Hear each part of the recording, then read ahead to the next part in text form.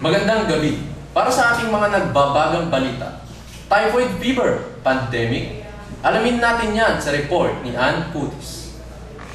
Magandang hapon po sa inyong lahat. Ako po si Ann Chris at nandito po tayo ngayon sa UST kung saan nagkakagulo ang mga estudyante. Bakit kaya?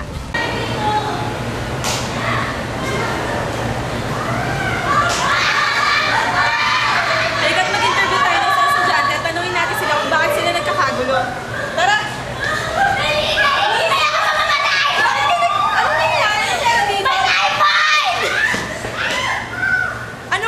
Typhoid, halika't mag-interview tayo ng isang espesyalista.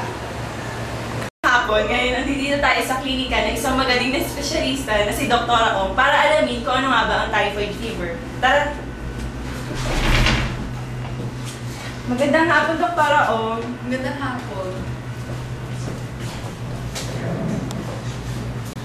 Dr. Ong, ano po ba ang typhoid fever? Ang typhoid fever ay isang sakit na nakukuha sa bakteryang Salmonella typhi. Paano naman po ito kumakalat? Ito ay nakukuha sa pagkain at mga tubig na madumi. Nakakahawa po ba ang typhoid fever? Oo, nakakahawa ito kaya dapat mag-ingat tayo sa mga kinakain natin at iniinom na tubig. Paano naman po natin ginagamot ang typhoid fever? Ito ay nagagamot sa pamagitan ng pag-inom ng antibiotic. Ano naman po yung mga sintomas ng typhoid fever? Ang mga sintomas ay lethargy. Okay, good morning, dearest board members. Our meeting today is about the proposal of Ms. Jessica Ong. Are you ready, Ms. Jessica Ong? Yeah. Oh, wait. Excuse me, Mr. Labut. Mr. Labut. She's sleeping. Mr. Labut. Mr. Labut.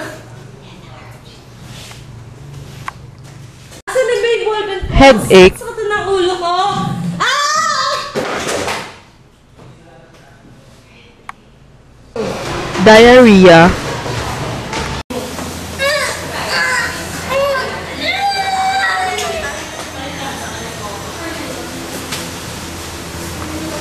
Loss of appetite. Lungkot mo. Sa'yo na pagkain ko. Hindi, ito paborito ni Ats. Diba, Ats? Yung paborito mo. Sige na, kain ka na.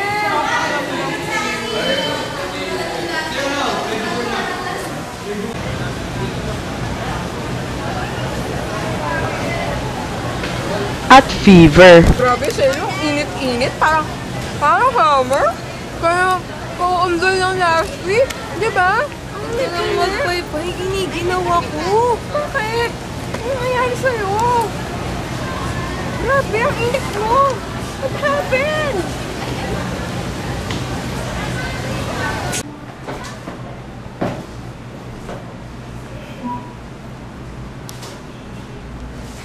Ako po muli si Ann Curtis, nag-uulat para sa I Love It News. Back to studio.